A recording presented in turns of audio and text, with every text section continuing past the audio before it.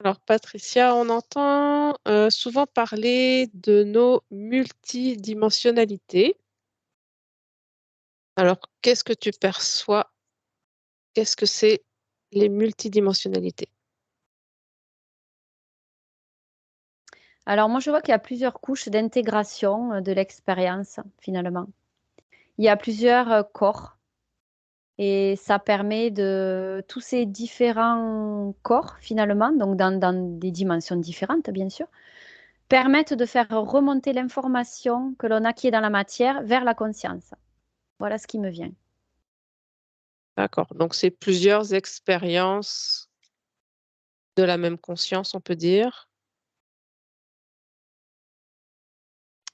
Alors là, moi, je suis sur une seule conscience, pour commencer,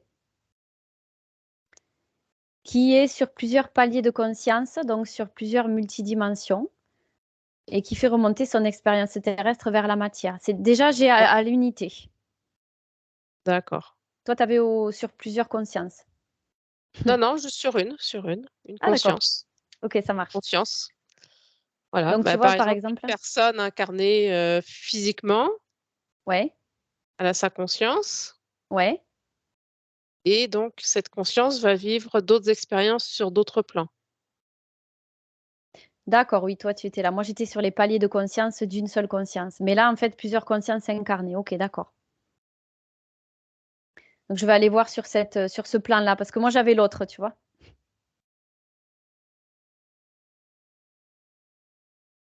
Alors,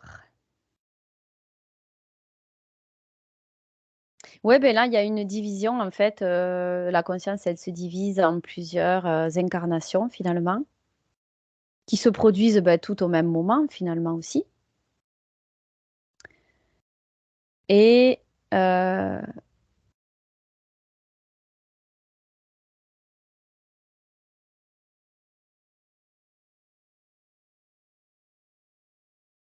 alors, alors tu vois là, ce qui m'est montré, j'avais déjà vu ça quelque part dans une enquête où je ne sais plus où je l'avais vu.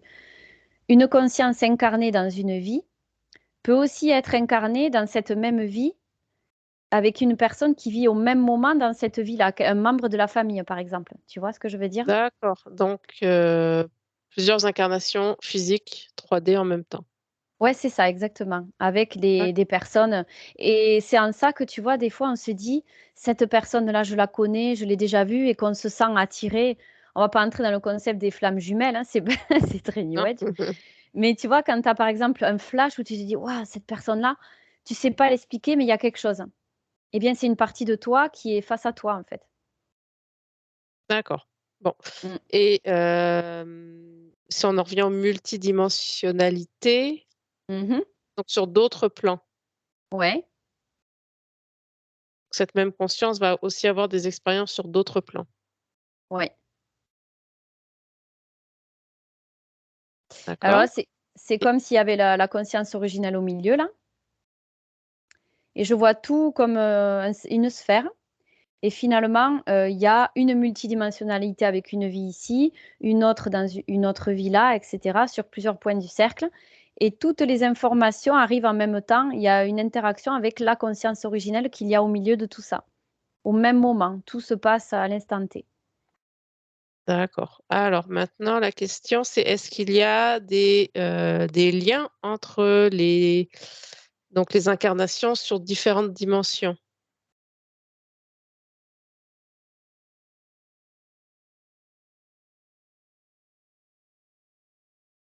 Ça peut, oui, effectivement. Alors, Il y a les deux. quelle serait la nature des liens?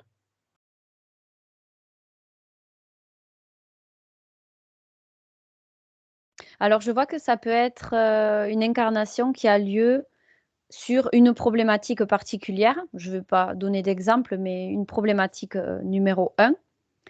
Et en fait, une autre incarnation qui aura lieu sur la problématique numéro un aussi, mais qui est complémentaire et qui interagit avec la première. Donc, les deux sont en interaction et évoluent en permanence selon ce que fait l'une et l'autre. Tu vois ce que je veux Ouais, dire? d'accord. Donc, C'est par quel moyen, interactif. ouais, par quel moyen sont en interaction? parce que ces deux fragments de conscience sont reliés par cette conscience originelle. Donc, finalement, elles interagissent à travers ce lien, parce que même si elles sont quelque part, on peut dire fragmentées, elles sont quand même en lien sur le plan fréquentiel, vibratoire, Ouais, quantique. mais par la conscience. Donc Voilà, c'est ça. l'information remonte de l'une à l'autre Ouais, par la conscience. ouais, c'est ça. D'accord. Bon. Donc quand on entend, qu'on a des multidimensionnalités qui sont là pour nous aider dans des vaisseaux ou autres, qu'est-ce que tu perçois? Là, je perçois que c'est un leurre de l'astral parce qu'en fait, quand on émane de notre conscience originelle, il n'y a pas de vaisseau, il n'y a rien d'extérieur, il y a juste nos consciences, notre conscience et nos fragments de conscience qui émanent de notre conscience originelle qui elle-même a voulu se diviser pour expérimenter. Quand tu me parles de vaisseau, je vois qu'on descend tout en bas, là, et sur cette matrice, avec le leurre de l'astral, je vois les archontes, je vois les vaisseaux, les interférents, je vois l'IA, tout ça, c'est du même acabit. Donc, on n'est plus dans le domaine de la conscience, là. On est dans le domaine du Ouais, leurre et de l'astral. ouais. Oui, parce que là, c'est un semblant d'aide qui, même si ce serait une multidimensionnalité, le fait que ça passe par l'extérieur, Mm. c'est là en fait que ça doit sonner une sonnette d'alarme. Ça se passe aussi par l'intérieur, voilà. Absolument. En fin de compte, à partir du moment où on passe par quelque chose d'extérieur, on n'est pas au bon endroit. C'est là que ça doit nous mettre la puce à l'oreille, justement. Petit clin d'œil à un abonné qui s'appelle La puce à l'oreille. La puce à l'oreille, oui, c'est vrai. J'adore son pseudo, mais c'est tout à fait ça en fait. La puce à l'oreille doit nous dire bon, ben, il y a un truc qui ne va pas là, un vaisseau, c'est quoi ça? Il n'y a pas besoin de vaisseau là où je suis. Avec ma conscience. Pourquoi un vaisseau? Ma conscience, Ouais. elle n'est pas dans un vaisseau, elle est nulle part. Elle est dans le tout, elle est nulle part et partout à la fois. Et du coup, tu vois, l'astral, tout a un prix dans l'astral, tout a un prix. En fait, tu te sens bien, c'est lumineux, tu es dans ton vaisseau, etc. Ça résonne pas du tout pour moi, mais C'est je me projette. Je me projette pour, voilà, expliquer ce que pas j'ai. trop loin là. Non, non, non, mais juste comme ça, hein, vite fait. Et donc, du coup, on se sent bien, on voit des êtres lumineux. Des fois, on peut même... enfin, je vois qu'il y a même des personnes, des fois, qui pleurent d'émotion dans ce type de configuration. Mais c'est pas naturel, c'est quelque chose qui est provoqué. On joue avec notre émotionnel pour nous faire pleurer, pour nous faire croire que ce qu'on voit, c'est merveilleux, c'est beau, il y a la lumière, mais c'est pas possible. Parce que quand on est du côté de la conscience originelle, on pleure pas, on est bien, on est tout simplement, et on n'a pas besoin d'être dans C'est l'émotionnel. La neutre. conscience, et oui, la conscience, elle n'est pas dans l'émotionnel, on est neutre. Si on pleure, c'est qu'on joue avec nos émotions, on nous leurre. Alors on est bien, tout est beau, on est au chaud. La contrepartie, c'est qu'on est contrôlé. Donc, il y a toujours un prix à payer quand on se sent bien au niveau du leurre et de l'astral. Donc, attention à ça. Très bien. Oui, c'était intéressant, Donc, à préciser, ouais. ah ben oui, mais si un jour tu te mets à chialer en voyant quelque chose de... pose-toi des Tu vas me le questions. dire. Pose-toi OK. des questions et je te le dirai, oui. Alors, j'aimerais que tu trouves un exemple de, bon, une personne incarnée sur Terre et une multidimensionnalité dans des plans plus hauts qui vivraient, quelque chose qui entrerait en résonance l'un l'autre, qui s'aiderait.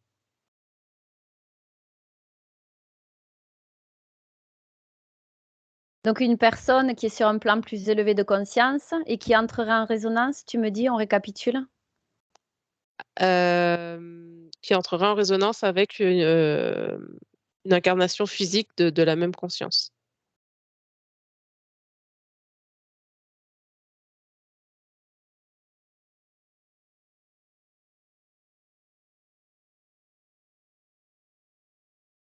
Bah, c'est ce que j'ai vu tout à l'heure, hein, c'est interactif finalement. Ouais. Non, ben, je voulais un exemple, hein,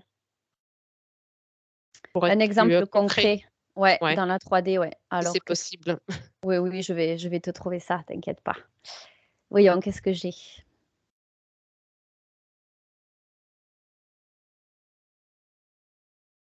Ben là, tiens, justement, j'ai ce qui m'est venu direct, hein. C'est quelqu'un qui est dans la fausse lumière. Donc, je le vois dans la 3D, aveuglé par un soleil éblouissant. Je vois un vaisseau en arrière-plan. Ben, tiens, tu vois. Je pense qu'on a quelque chose à voir avec ça. Donc, un vaisseau en arrière-plan de ce soleil éblouissant. Donc, si on dépasse ce soleil éblouissant, on peut... ce soleil éblouissant nous attire parce que c'est chaud, c'est beau, c'est lumineux. Donc, on est attiré comme des mouches, finalement. Et une fois qu'on passe à travers cette lumière éblouissante, on se retrouve dans le vaisseau et c'est là qu'on est récupéré. Donc, je vois que là, il y a encore une possibilité pour cette conscience fragmentée de se rapprocher de cette conscience qui est sur un plan plus élevé. Et je vois qu'à un moment donné, cette personne dans la 3D là, qui est passée par la fausse lumière, à un moment donné, elle a eu un doute. Elle a eu un doute quand elle a vu cette lumière et c'est ça qui l'a rattachée à cette conscience sur un plan plus supérieur. Parce qu'à partir du moment où tu doutes, ça veut dire que tu remets en cause ce que tu vis dans la 3D. Donc, ça veut dire que tu as un élan vers ta conscience originelle. Et c'est ça qui l'a rattachée. D'accord. Donc, elle a une possibilité de se sortir de là. Mais il faut qu'elle ait comme un déclic, comme une décharge électrique. Il faut qu'elle ait d'autres doutes, je vois, pour la faire se sortir de là. Et se relier encore plus à cette conscience qui est sur un plan plus haut. Tu vois ce que je veux dire? Ouais, Il faut qu'elle d'accord. continue de douter, en fait. Mmh. Très bien. Ouais, c'est pas mal Très ça comme ouais. exemple. Ouais, ouais, Et non, c'est bien. on en revient à ce qu'on disait, tu vois, toujours douter, le doute, le doute, le doute, ne plus croire en rien, et bien là, ça prend tout son sens en fait. Ouais, Même quand on est embarqué, il faut toujours continuer de douter. Au ouais. lieu de s'en Après ça remettre oui, complètement à le vaisseau, la fausse lumière, ils sont là pour notre bien. Il faut douter avant d'affirmer ça et de prendre pour acquis ce que l'on voit. mmh, Toujours douter. Il y a quoi derrière? On touche cette fausse lumière et généralement, on voit ce qui se présente derrière. C'est pas la vraie lumière ouais. enfin, c'est pas la lumière qu'on nous montre là. Ça n'empêche pas d'expérimenter pour essayer pour, peut-être, ça aide aussi à se en s'en rapprochant, ça permet de justement mettre en lumière qu'il y a quelque chose Qui qui tourne pas rond. cloche. Ouais, mais plus tu t'en rapproches, moins tu as de Ouais, chances de t'en sortir parce que tu es de plus en plus leurré et prisonnier ouais, finalement. ouais. Donc, à un moment donné, il y a un point de non-retour où pour t'en Mmh, sortir, tu n'auras plus l'impulsion de faire appel à l'extérieur. Et là, ça m'amène à les consciences récupérées par l'intelligence ouais, artificielle numéro 2, où l'âme matricielle individuelle est récupérée dans l'âme matricielle collective. Et là, il y a un point de non-retour, enfin, pour ouais. l'instant du moins, hein. D'accord.